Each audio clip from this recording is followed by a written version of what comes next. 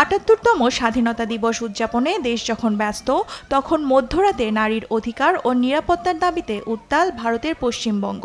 কলকাতা ছাপিয়ে উত্তাপ লাগে বসিরহাট, বোলপুরের মতো রাজ্যের নানা প্রান্তে।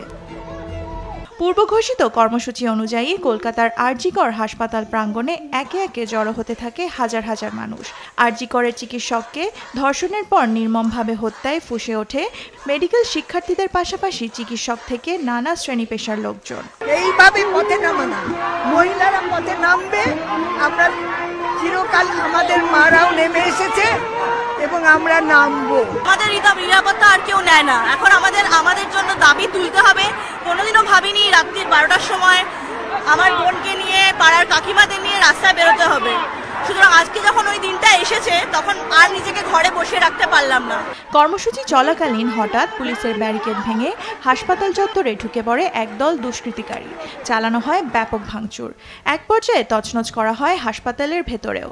ভাঙচুর করা হয় পুলিশের কয়েকটি গাড়ি। আন্দোলনরত চিকিৎসকদের ছাউনিও ভেঙে দেয় হামলাকারীরা। বিক্ষোভকারীদের ছত্রভঙ্গ করতে লাঠিপেটা ও কাঁদানে গ্যাস ছোড়ে পুলিশ।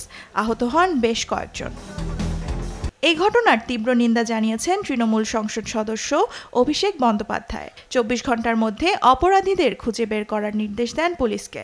এই হামলার জন্য মুখ্যমন্ত্রী মমতা বন্দ্যোপাধ্যায়কে দুষছেন বিজেপি নেতা শুভেন্দু অধিকারী।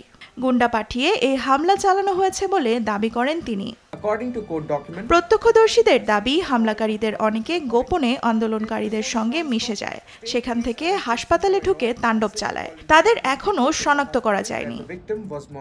এদিকে স্বাধীনতা দিবসের ভাষণে নারীদের নিরাপত্তা নিয়ে আওয়াজ তুলেছেন খোদ প্রধানমন্ত্রী নরেন্দ্র মোদী। নারীদের ওপর হামলাকারীদের বিচারের আওতায় আনা হবে উল্লেখ করে সবাইকে ঐক্যবদ্ধেরও ডাক দেন। দেওয়ান মুবাশিরা হোসেন, নিউজ ডেস্ক, দেশ টিভি।